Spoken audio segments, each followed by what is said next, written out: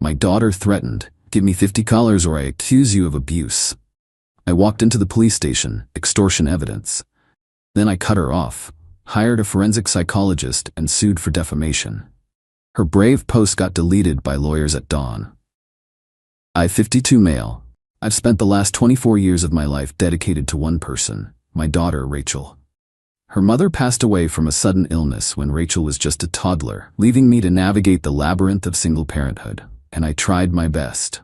Ballet recitals, science fair projects, scraped knees, broken hearts. I was there for all of it. We were a team.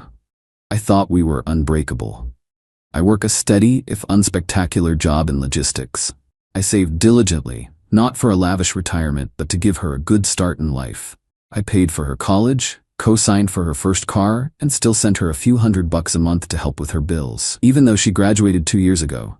Last Tuesday, she called and asked to come over to talk about something important. I figured she was finally going to tell me she was getting serious with her boyfriend, Tyler. He's not my favorite. He's a self-proclaimed entrepreneur who seems to float from one brilliant, soon-to-be millionaire idea to the next, all while living in Rachel's apartment and using her car. She arrived looking nervous, picking at the label of a water bottle. We did the usual small talk dance. How's work? How's the car running? Then she dropped it. "Dad, I need your help," she started, her voice unnaturally formal. "Tyler and I have this incredible opportunity. It's a game changer, but we need capital to get in on the ground floor." I kept my face neutral. "Okay, what kind of opportunity?" "It's complicated," she hedged. "It's a tech-based import venture, high yield, fast turnaround, but the buy-in is $50,000. I almost choked on my coffee. $50,000? Rachel, that's a massive amount of money. I know, but the returns are practically guaranteed. We could double it in 6 months. I leaned forward. "Let me see the business plan, the prospectus, the company registration. I'll go over it with you. Maybe we can find a more traditional way to get a business loan if it's solid." Her face tightened. "There's no time for that, Dad. The window is closing. We need the money by the end of the month." "Rachel, I am not handing you or Tyler $50,000 without any documentation. That's not helping, that's just reckless. I love you, but the answer is no." This is where the daughter I knew vanished. Her sweet, slightly anxious expression was replaced by a cold, hard mask. Her eyes looked like chips of glass. "I knew you'd say that," she said, her voice dropping to a low, venomous tone. "You always have to control everything. You can't just be happy for me." "That's not fair, Rachel. I'm trying to protect you, and frankly my own savings." She stood up, her hands on her hips. The entitlement radiated off her in waves. It was breathtaking. "You owe me, for everything. For Mom not being here. You think paying for college made up for that? For having a dad who was always tired and stressed? This is your chance to actually do something for me."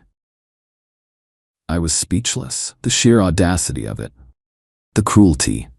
"The answer is no, Rachel. This conversation is over."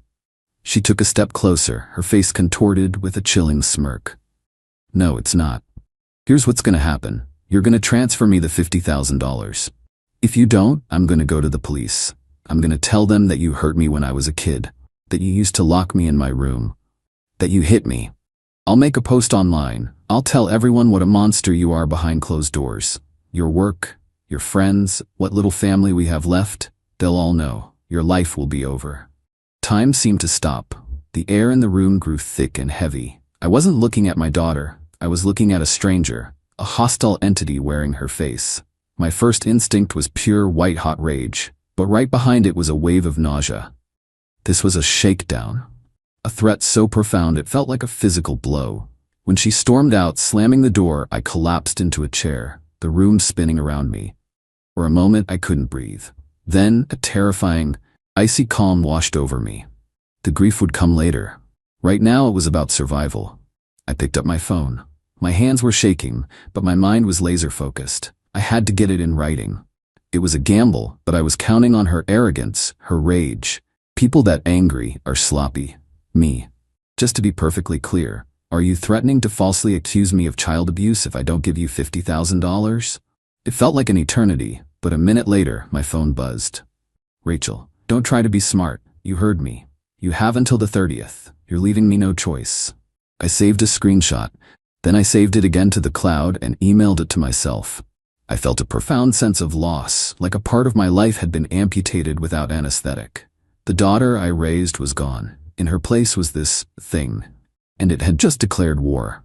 I'm not a hero, I'm a logistics manager. I solve problems, methodically, step by step. And this is the biggest logistical problem of my life. Update 1. Hey everyone, the last 2 weeks have been a waking nightmare. I've barely slept. I've lost weight I couldn't afford to lose. There's a constant churning knot of acid in my stomach. On the outside, I'm going to work and functioning. On the inside, I feel like I'm holding myself together with duct tape. But I wanted to thank you for the support on my last post. It helped me feel less alone as I took the first necessary steps. Strategy over outbursts. It's my mantra now. Step 1. The lawyer. The day after the threat, I called in sick and spent the morning researching attorneys. I found Miss Janet, a highly recommended lawyer specializing in family law and defamation. She has a reputation for being a shark in the courtroom but a calm, strategic advisor in her office. Perfect. I sat in her plush office feeling like an imposter and laid out the whole story, showing her the text messages. Her expression was grim. "This is poison," she said, "and the only way to deal with poison is to contain it and then neutralize it. Your first move was brilliant. Now, we build a fortress before she even thinks about launching her first arrow." Step 2. The police station. This was the hardest thing I've ever done. The morning after hiring Miss Janet, I walked into the central police station. Every fiber of my being screamed at me to run. I felt like a criminal. I sat down with a detective and calmly explained that I was there to file a report of extortion. I laid out the conversation, the demand, and the specific threat. Then I showed him the printout of the text exchange. He read it, then looked up at me. His eyes were weary, but they held a flicker of understanding. "So, you're getting ahead of it," he said. It wasn't a question. He took my statement. An official file now exists. It's logged, timed, and dated. As the detective said, it's my word against hers for now, but my proactivity and the written evidence give my story significant weight. It's not about getting her arrested. It's about creating an official, time-stamped shield. Step 3. Cutting the cord. Guided by Miss Janet, I performed a complete financial amputation. With each step, I felt a piece of my past fall away. I called my bank and placed enhanced security alerts on all my accounts. I called the phone company. Rachel's line was on my family plan. I had it disconnected. The monthly allowance I sent her was canceled. Finally, Miss Janet drafted a formal, brutally short email sent to both Rachel and an old email address I had for Tyler. It stated that effective immediately, all financial support had been terminated due to her recent actions. The fallout begins. The angry call from Rachel came 3 days later. "My phone's not working. My rent is due. What did you do?" I repeated what the lawyer told me to say. "Rachel, you received the email. All financial support has ended." Her shriek of, "You'll be sorry," was followed by a barrage of texts from Tyler. Insults, accusations, "You're a monster. You're a real piece of work, old man." I didn't reply. I just screenshotted everything and forwarded it to my lawyer's office, my hands trembling with a mixture of fear and vindication. And then yesterday, the brave post from the title appeared on her Instagram. A picture of her looking sad, with a long, vague caption about childhood trauma and a prison of emotional control. My blood ran cold and hot at the same time. I wanted to scream, to post my own side. Instead, I took a deep breath, took several screenshots, and sent them to my lawyer. One step at a time. The fortress is being built, but the arrows have started to fly. Update 2. It's been 2 months. 2 months of living in a low-grade state of terror. The online campaign has intensified. Rachel's vague posts have been replaced with more specific, poisonous breadcrumbs dropped in the comments. She implied I used to lock her in a room as a child, twisting a stupid 2-week punishment when she was 16 into a narrative of imprisonment. The likes and "we believe you" comments poured in. I started getting looks from neighbors. One of them, who used to be so friendly, now just gives me a tight, pitying nod. My sister, Carolyn, called me. It wasn't a conversation, it was an interrogation. "Dennis, what on earth did you do?" Rachel told me everything. How you controlled her, how you were always so angry. She's terrified of you. Carolyn, what did she tell you specifically? I asked, my voice dangerously quiet. Well, that you were just awful, that you're punishing her for trying to be independent. And you believe that? She's your daughter, Dennis. She wouldn't just make it all up. I ended the call. The feeling of betrayal was so absolute, it left me numb. Then came Tyler. He left a voicemail. He sounded like a wannabe mob negotiator. Listen, Dennis, his voice began, a clumsy attempt at being reasonable. I think this has all gone too far. Rachel, she's a wreck. We can make this all go away. The posts, the drama, everything. Just help her out. She needs that loan. Think of it as making things right. You do that and this all disappears. He wasn't smart enough to realize he'd just handed me a recorded confession of their entire strategy. I saved it, and my lawyer was ecstatic. The constant pressure was wearing me down. I was living on coffee and antacids. But during one of my sleepless nights scrolling through legal websites, I realized defense wasn't enough. A fortress can still be starved out. I needed to go on the offensive. The next day, I was back in Miss Janet's office. I want to end this, I told her. What's the next move? She leaned forward. We sue them for defamation. But if we're going to do it, we make sure our case is ironclad. We don't just deny her claims, we bring in an expert to professionally dismantle them. That's when she told me about Dr. Jerry, a forensic psychologist. An expert witness whose entire job is to provide objective clinical evaluations in high-conflict family cases. It's expensive, Miss Janet warned. It will take time, but his report would be our sword. The cost was staggering, enough to make me physically ill. It would chew up a huge chunk of my savings.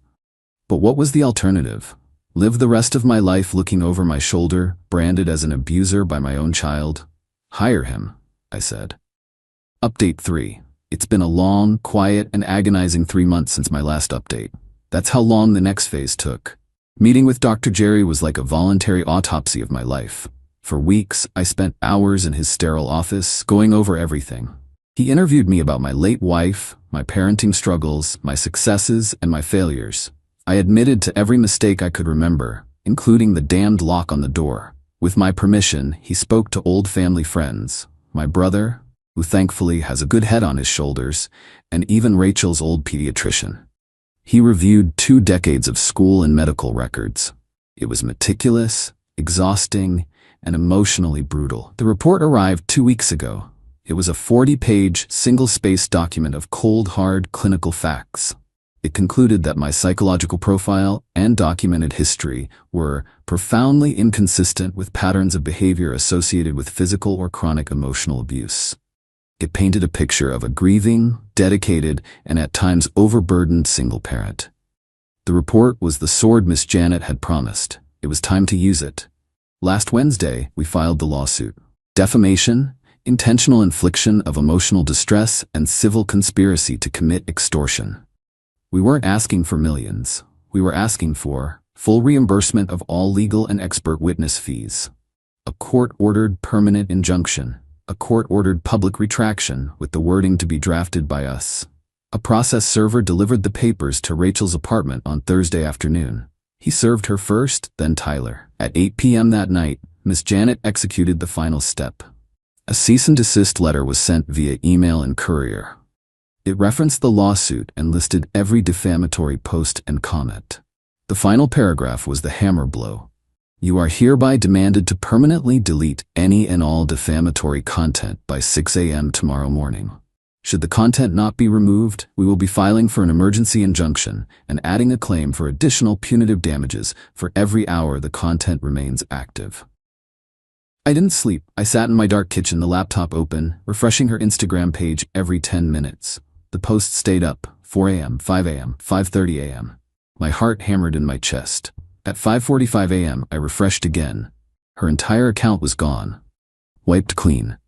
At 6:15 a.m., my phone rang from a blocked number. It was Rachel, sobbing hysterically. You're suing me. You're suing your own daughter. You're ruining my life. The sound was a mixture of panic, rage, and pure, pathetic disbelief. The entitled queen had been checkmated, and she couldn't comprehend it. For a split second, the sound of her crying nearly broke me. But then I remembered the coldness in her eyes when she made the threat. No, Rachel, I said, my voice flat and dead. You tried to ruin my life. I'm just defending it. Anything else you have to say, you can say to Miss Janet. Do not contact me again. I hung up and finally, the dam broke. I sat there at my kitchen table and cried until the sun came up. Final update. It's been a year. A full year since my life was turned upside down. The legal system moves at a glacial pace, but the gears have finally ground to a halt. I wanted to post one final update to close this chapter. The lawsuit terrified them. Their response was a clumsy, pathetic scramble. Tyler's lawyer claimed he was just a concerned boyfriend. We sent back the voicemail. They folded. Rachel's lawyer saw our evidence, the police report, the texts, the voicemail, and the 40-page sword from Dr. Jerry, and knew he had an unwinnable case. He pushed them to settle. The fallout, a detailed accounting. The consequences were not cinematic. They were the quiet, grinding consequences of real life. The settlement. The final agreement was brutal. Rachel and Tyler were made jointly liable for all of my legal and expert witness fees. The final bill, after a year of work, came to $42,000. They had to agree to a wage garnishment plan. Tyler is now working full-time as a stalker at a grocery distribution center. Rachel works in a call center. A huge chunk of their income will be coming to me for years. She had to post the retraction. Miss Janet's legal poetry was pinned to Rachel's new barren Instagram profile for 90 days. I, Rachel, last name, retract and apologize for all false and defamatory statements I made online regarding my father, Dennis Lassen. My claims of abuse, mistreatment, and psychological control were untrue. The permanent injunction was granted by the court. They can never mention me publicly again. The social and family consequences. The retraction was a nuclear bomb. The I believe you crowd vanished. She was no longer a brave survivor. She was a proven liar and extortionist. I heard she lost most of her friends. My sister Carolyn sent a weak apology text. I deleted it without responding. Some betrayals don't deserve a reply. Rachel and Tyler, they broke up about 4 months ago. The debt, the humiliation, and the sheer ugliness of what they did apparently destroyed whatever they had. Tyler is gone. Rachel is living with roommates, buried in debt she incurred trying to ruin me. Where I am now, I won. But it doesn't feel like a victory. When you have a cancer, you cut it out. You endure the surgery and the chemo to survive. You are left scarred, but you are alive. Rachel was the cancer. I am left with a scar that covers half my life. I don't hate her, I feel nothing for her now, but a vast empty space where a daughter used to be. I am in therapy, learning to deal with the grief and the PTSD from it all. It's a process. Some days are good, on others I'll see a father and daughter laughing, and I have to leave the room before I fall apart. I sold the house, too many ghosts, I have a small condo now. I'm reconnecting with the few friends and family who stood by me. I'm slowly, painfully building a new life, one that is smaller, quieter, but entirely my own. My advice to anyone facing this is what I learned in the fire. Document everything. Act. Don't just react. Suppress the rage and use cold hard strategy. And understand that to save your own life, you may have to completely amputate a part of it. It was a hell of a price to pay. But I'm still here, and I am free.